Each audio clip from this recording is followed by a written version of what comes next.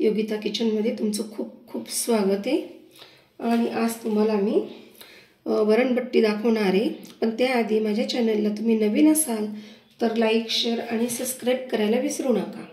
तर इथे मी एवढी एक वाटी भरून घेतली आहे। अशा मी 4 वाट्या बट्टीचं पीठ घेणार आहे।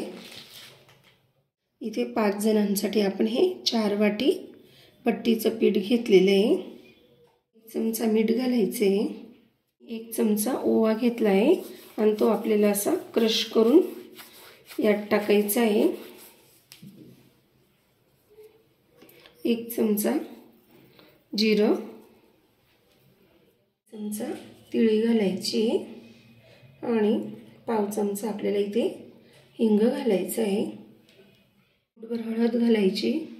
4 वाटी पिठाला मी इथे 2 पळी तेल घेणार आहे आणि आपल्याला ते कडकडीत गरम करून घ्यायचे।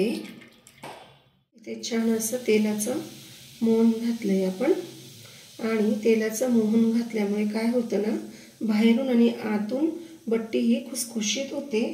आणि आपण यात थोडी हळद सुद्धा घातलेली आहे। हळदीने बट्टीचा रंग खूप छान दिसतो, म्हणून इथे आपण चिमूटभर हळद घातली आणि आता हे सगळं आपल्याला एकजीव करून घ्यायचे। तेलाचं मोहन एकजीव झालेलं आहे, बघू शकता पिठाचा लाडू तयार होतोय। अशा प्रमाणे पूर्ण पिठाला तेल छान असं चोळून घ्यायचे आणि आता त्यात मी थोडं थोडं पाणी घालणार आहे आणि आपल्याला कणकेचा गोळा तयार करून घ्यायचा आहे। इथे पूर्ण मी 1 ग्लास पाणी वापरून घेतलेले आहे। आपल्याला हे कणिक खूप सैल ठेवायचं नाहीये, असं चपातींच्या कणकेपेक्षा थोडंसं घट्टच ठेवायचं आहे। त्यामुळे बट्टी खुसखुशीत येते आणि पातळ असल्यामुळे मध्ये बट्टी कच्ची राहून जाते। त्यामुळे कणिक भिजताना थोडं घट्टच भिजा। छान कणकेचा गोळा मळून झालेला आहे, बघू शकता। आणि आता आपल्याला याला 5 मिनिटांसाठी झाकून ठेवायचे। तोपर्यंत आपल्याला एवढ्या बट्टीला किती वरण लागणार ते प्रमाण मी तुम्हाला सांगणार आहे। आपण 4 वाटी पीठ घेतलं होतं, त्यासाठी आपल्याला आता 1 वाटी तुरीची डाळ घ्यायची आहे। आपल्याला वरणासाठी 1 वाटी डाळसाठी आपल्याला इथे जवळजवळ 3 वाटी पाणी घ्यायचे। 3 वाटी पाणी आपलं टाकून झाले। इथे त्यात आपल्याला चिमूटभर हळद घालायची आहे। हळद घातल्याने वरणाला चव छान येते। इथे मी हिंग वापरणार आहे, थोडा फोडणीत सुद्धा घालायचं आहे आपल्याला। आणि त्यानंतर 1 चमचा मी इथे तेल घालणार आहे, म्हणजे डाळ ओतू जाणार नाही आणि डाळ छान शिजते। ही डाळ आपल्याला कुकरमध्ये टाकून घ्यायची आहे आणि 4 शिट्ट्या काढून घ्यायच्या। गरम पाणी ठेवले आहे आपण बट्टी उकडायला, त्यावर मी इथे चाळणी तेल लावून ठेवलेली आहे। 5 मिनिटं झालेले आहे, बघू शकता पीठ कसं मळलंय। मी अगदी असं थोडं जोर देऊन मळते त्याला। अशाच पद्धतीने आपल्याला पीठ मळून घ्यायचे आणि आपल्याला पोळी न लाटता सरळ असे गोळे तयार करायचे, जसे पूर्वी करायचे। आता आपण बऱ्याच वेळेस लेयर येण्यासाठी पोळी लाटून घेतो, पोळीवर पोळी ठेवून आणि त्याचे रोल तयार करतो। तसं न करता आपल्याला डायरेक्ट असा गोळा तयार करून घ्यायचा आहे आणि सगळे असेच करून घेऊ। सगळे गोळे करून घेतलेले आपल्याला जवळजवळ 15 मिनिटांसाठी शिजवून घ्यायचे ते गोळे। सोमवारची थाळी म्हटली म्हणजे त्यात श्रावण घेवडा आलाच। तर आज मी तुम्हाला आजच्या थाळीमध्ये श्रावण घेवडाची भाजी दाखवणार आहे। तर श्रावण घेवडा मी कशा पद्धतीने निवडून घेते, मी बाकीचा निवडून ठेवला आहे बघा। पटकन असा तुटणारा श्रावण घेवडा हा आपल्याला वापरायचा असतो आणि जो पटकन तुटत नाही तो घ्यायचा नसतो, कारण की तो फार निंबर झालेला असतो। हे बघा किती पटापट तुटतंय। हे अशा पद्धतीने सगळा घेवडा निवडून घ्यायचा आहे आणि जो तुटत नसेल तो वापरायचा नाही। शिजली, आता आपण श्रावण घेवड्याची भाजी करायला घ्यायची। घेवडा आपल्याला 5 मिनिटांसाठी पाण्यात उकळून घ्यायचा आहे। त्यात मी मीठ घालणार आहे आणि श्रावण घेवडा हा धुवून घेतलाय पुन्हा एकदा। तर आपल्याला यात टाकून घ्यायचं आहे आणि 5 मिनिटांसाठी उकळू द्यायचं आहे। पाव किलो श्रावण घेवड्यासाठी मी इथे 1.5 पळी तेल टाकणार आहे। पळी ही मीडियम साईजची आहे, त्यामुळे तुम्ही तुमच्या आवडीनुसार तेलाचा वापर करायचा आहे। चमचा जिरं घालायचं आहे, थोडासा हिंग घालायचा आहे, हिंग नाही वापरला तरी चालेल, आणि त्यानंतर एक लसणाची कांडी मी पूर्ण खलबत्त्यात ठेचून घेतली आहे. लसूण भरपूर घालायचं आहे या शेंगांना, त्यामुळे शेंगांची चव अजून वाढते. इथे मी 1 चमचा लाल तिखट घालणार आहे, हळद, आणि आपण ह्या उकडून घेतलेला श्रावण घेवडा याला छान परतून घ्यायचं आहे.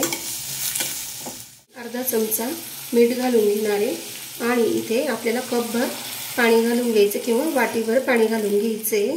आणि थोडा गॅस आपल्याला मीडियम ठेवून गॅसवर आपल्याला 5 मिनिटासाठी झाकण ठेवून श्रावण घेवडा शिजवून घ्यायचा आहे. वरचं झाकण काढून घेतले. त्यात आता आपल्याला 2 ते 3 चमचे कूट घालायचे.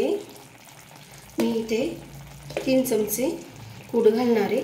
आपण आधी कूट का घातलं नाही की कूट आधी घातल्याने भाजी गिळगिळीत होते, आणि नंतर कूट घातल्याने कूट असं पूर्णपणे शिजत नाही, व्यवस्थित मीडियम याच्यामध्ये शेंगदाण्याचं कूट शिजलं जातं आणि भाजी छान लागते.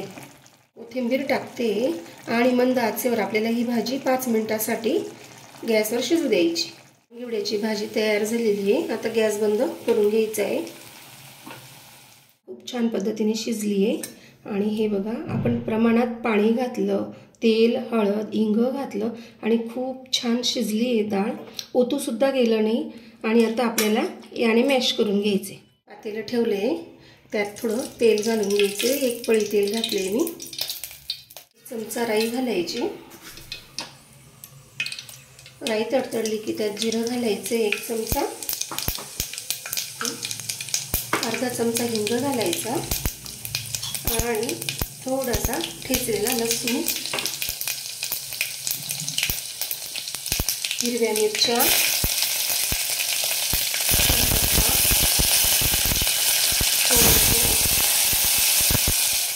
हळद घालायची आणि 1 ग्लास पाणी घालायचे.